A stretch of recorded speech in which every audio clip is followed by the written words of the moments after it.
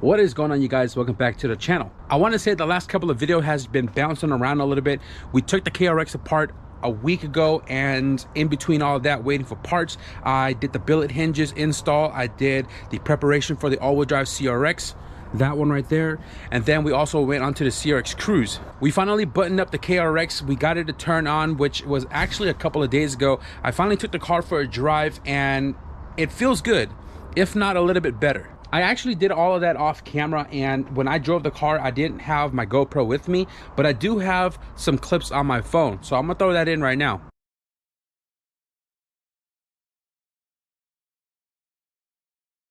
Before tearing the cylinder head apart, the car was driving at 200 temperature on my external gauge when I was on the freeway trying to go to a meet. Turned around, came home, parked the car since. You guys saw right there cruising, the temperature was like mid, and it didn't climb past like 185 at all. I did a pull on the freeway twice or so, and the temperature dropped down to like 145. Granted, my fan stays on all the time, which I am going to switch to the OE circuit so it'll turn off and on when it needs to, but temperature got down to like 140 something, and then sitting there it will go back up to like 175, which is where I would like it to be. But 190 is okay, under 200 is okay as long as it doesn't cross 205. But then again, I don't ever want to see it going past 195 anyway. So the temperature seems to be working well, and I did kind of abuse the car a little bit, and the temperature again was still looking pretty awesome. So the KRX, I think it's ready to rock and roll. It's back here in the driveway. It turns on, runs and drive. I can take it, I can move it, I can do whatever with it finally once again. So in today's video, what I want to do is I want to install my carbon fiber hatch. I was cleaning out the back of the car yesterday inside the trunk area, and my hatch has a hard time closing sometimes, and I think I know 100% why it's giving me a hard time. So when I got this car, the latch has a bunch of washers on it, and I can see why. When somebody slams this thing one too many times, this section right here will fold up, which then causes the latch to sit higher and away from latching down here. So the washer is to bring this latch down to give it more distance to catch on there. I feel like when this thing doesn't open all the way, the latch itself hits the hook, which then bends this section here to bring it up. So even with the washer, it's still doing it sometimes, and it's giving me a hard time to latch until I either pull on this to bring it down, or I put like a flathead or a pry bar in here to pry this flat metal section right here outward to give it more distance to latch right there. So that's weird, it works right now, but I want to throw my carbon hatch on because I want to really get it off the floor. Like, I don't want it to be sitting here because I move it a lot when I need to get to my drawers in the back to get to like intercooler piping, charge piping and stuff back here. I have to move this, and I want to avoid like breaking it or cracking it or scratching the carbon up. So I want to get it out of this section here. I'm going to try to attempt to take the hatch off without removing the hinges, right? Even though the hinge already broke the seal, but I'm going to try to avoid taking all of this off because I have a bad habit of breaking these clips. Taking off these shocks would allow me to bring the hatch up higher to have more access to the 10 mils down there. So now that I got the shocks off, which I need to replace as well, I should be able to go up higher. This is very sketch because this thing is super trooper heavy. Let me find a longer prop. FYI, if you guys weren't around when I bought this car, the hatch is actually welded here because this whole entire thing broke off. I'll show it to you guys once I take it off.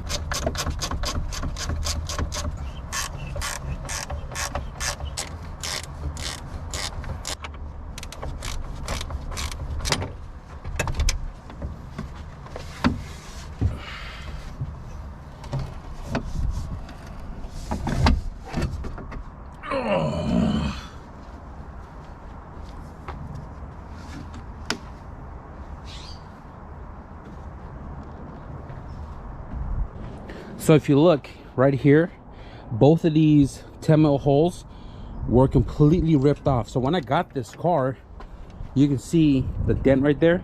This hatch wasn't even really on the car. It was just like dangling, propping up over there. And I feel like that's the reason why I repaired these wires, because it tore up right here. I don't think the carbon hatch is that much lighter because it does still have both the glass on it, but I know it looks cool. I think eventually over time I will put Lexan on the rear hatch just to lighten it up that much more, because the glass itself is like, I want to say the glass is like 20-30 pounds. I could be wrong, but it's pretty heavy with the big glass on it. So right now I'm gonna go ahead and whip out the vacuum and get all of these dry leaves out of here. I did spill some inside the car, so I definitely want to clean that up.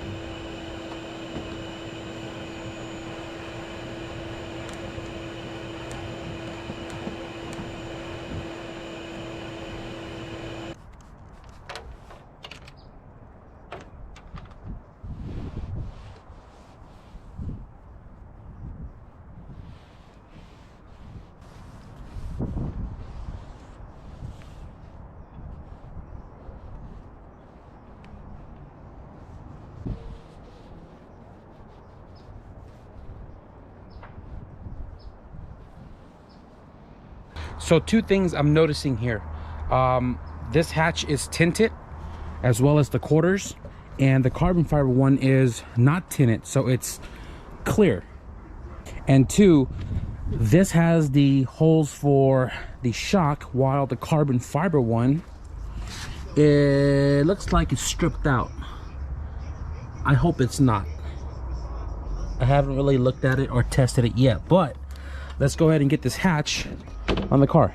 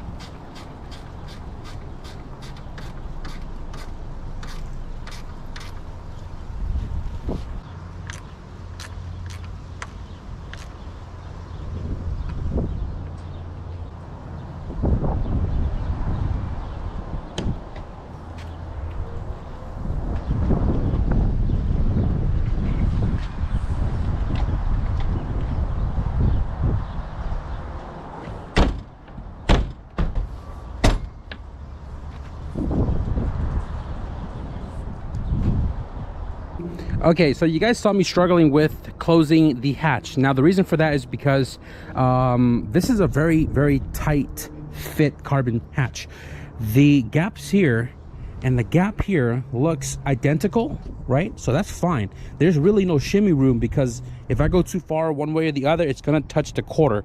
Now the glass itself, if you look, this gap is really tight. It was hitting right here, and you can see the gap is open over here. I feel like the glass should have shifted this way a little bit, and the reason why I was struggling with the closing of the hatch is because I had to twist the hatch to get the glass molding to clear the quarter in order for it to latch down here. So this right here, hopefully we can adjust it when we go Lexan. We can shift it over a little bit and open up this gap a little bit more. Now I do notice that this top section is kind of sticking up a little high than I like. If you look at the other side, it looks a ton better.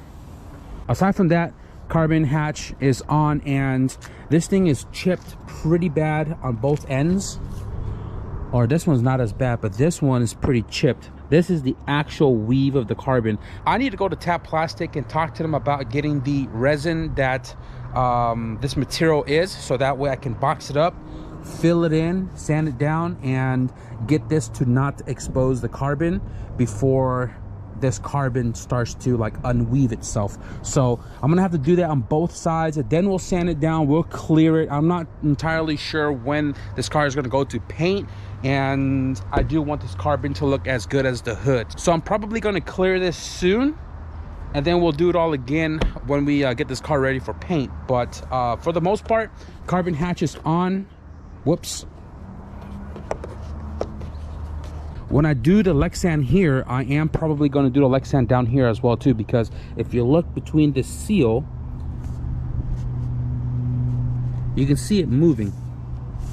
I feel like the glue is not doing its job anymore, and what I'm worried about is if it does start raining again, I don't know if rain is going to seep through in between that and get into the car. So I'm gonna have to figure out the Lexan stuff here real soon. You guys already know Yvette and Steve, Y&S Lexan. Link is always in the description below. I'm gonna hit them up soon when I'm ready for it. Okay, so what I did was I noticed that this hatch was, so I noticed that this corner was sitting more this way, right? And it wasn't sitting flush. So what I did was I loosened up the 12s on the hinges, and then I moved the hinge forward up to suck this in. And what it did was when this sucked up, this gap opened up right here a little bit. So this is not touching the chassis anymore, but I'm still bothered by this giant gap right here. So I'm not entirely sure what's going on with this side, but I was trying to figure out how to get this on, and I was like, you know what, I don't want to put glue on here. I don't want to, you know, self tap it or nothing like that. So I have no other choice but to rob it off the original hatch. So I've never taken this off before, but simple enough, when I was looking at this one, it looks like it just clips onto the channel right here, right? So what I did was I just kind of pulled up on it to get it out of the channel. Let me show you right here, and then I'm just going right along trying to do this with one hand. Very sketch. Let me throw you guys in my sweater.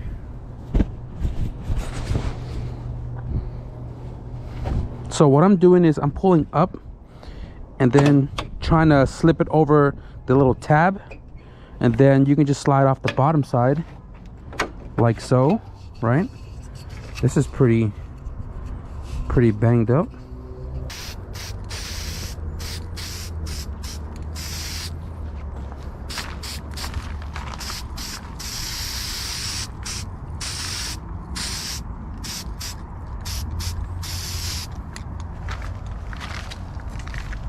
I got the top trim all flat out, and it is looking good.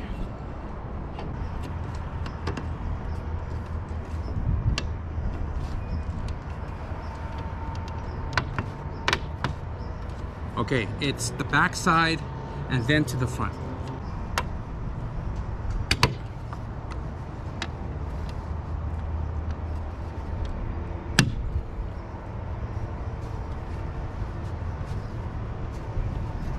All right, And there you have it. All of that's going to come back off anyways once we do the Lexan, but for now it looks good except this gap. I just backed the car up to have some more lighting right here, and I forgot about this compound that I threw on the floor a couple of days ago to see if it helped lift the oil off the concrete. On the bottom it says literally pour on the area you're trying to clean, let it dry until it becomes chalky, and then just sweep it off. Holy crap, it works. I mean, you can't really see it, but this right here looked just like that, and it's gone like magic. Chomp, pull it out. Concrete oil stain remover. So last thing I have to do right now is trying to modify this onto the hatch to use my struts. I'm hoping, I'm crossing fingers the holes aren't stripped, because that would suck. So it looks like the threads are there, except the one that came off my stock hatch is a much bigger thread. So I would need a different fitting right here that has a like 10 mil spec threads, because that's not going to work. And this hole is just a hole, there's nothing there.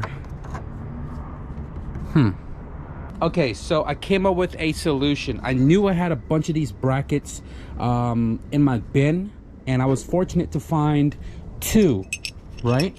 And these balls are the same size as the one that came off my blade silver hatch. Now you guys know me, if I don't have the part on hand but I can make it, I'll make it. A lot of you guys may think it's ghetto that I don't buy the correct part or whatever the case may be. At the end of the day, guys, I'm making progress, I'm making it work, I'm making it happen. Okay, so that's that. So what I'm gonna do with these, I'm gonna cut this little neck right here with the ball. I'm gonna cut at the very bottom, and then I have 2 silver non-coated bolts. I'm gonna wire it down to make sure it's down to the bare metal, and I'm just gonna weld this on top of that, and then I'm gonna use this bolt with the attaching ball and screw it into the hatch there, and that should allow me to attach the strut onto that.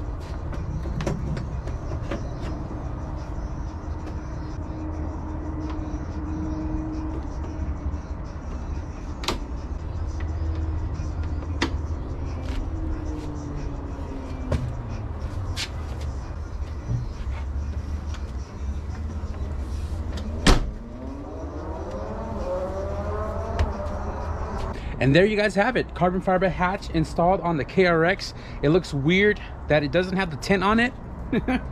I'm definitely gonna have to redo the tint in this and also do it a little bit lighter. I kind of got used to driving around with the tint.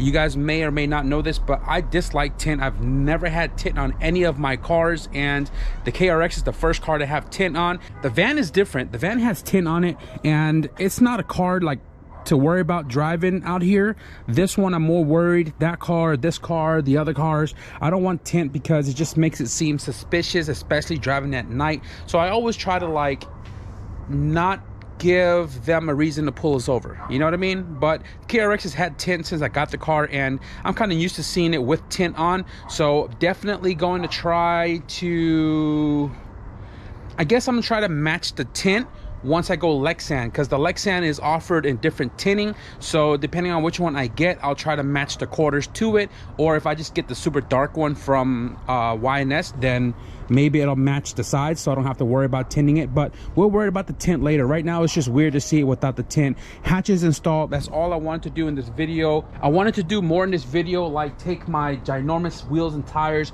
dismount it, put some new tires on it, and then store the wheels away in the storage. But I am stoked to get the hatch off the floor because this thing was already damaged, and you can see there's other like little cracks here and there, and having it off the floor would prevent it from getting more damaged the amount of times that I move this thing back and forth from its area. So at the end of the day, progress is better than no progress, guys. I think tomorrow what I'm going to do is I think I am going to be mounting the B20 that's sitting on the floor right here on the engine stand and tear it down to figure out what all we're going to need to refresh that engine. We're going to do a stock rebuild and just kind of have a fresh B20 sitting around. And the reason why I want to do that first is because the LS block here is pretty light to maneuver around, and then once we get that one stripped out, we'll put the LS back on here. And also this weekend, possibly tomorrow, we're going to do the Maxpeedingrod and PR3 piston combo installation into the LS short block. I need to start making these moves so that way I can progress into actually doing what I've been wanting to do, even though we're kind of delayed this year already with a lot of things going on in my life, but we're steady making progress. I am going to wrap up the video right here, guys. It's getting cold again, so if you guys are liking the carbon fiber hatch on the KRX, be sure to leave this video a thumbs up. And if you guys want to stick around for the engine teardown and the short block assembly, be sure to hit the subscribe button. But with that being said, thank you guys for watching, and I'll see you guys in the next video. Peace.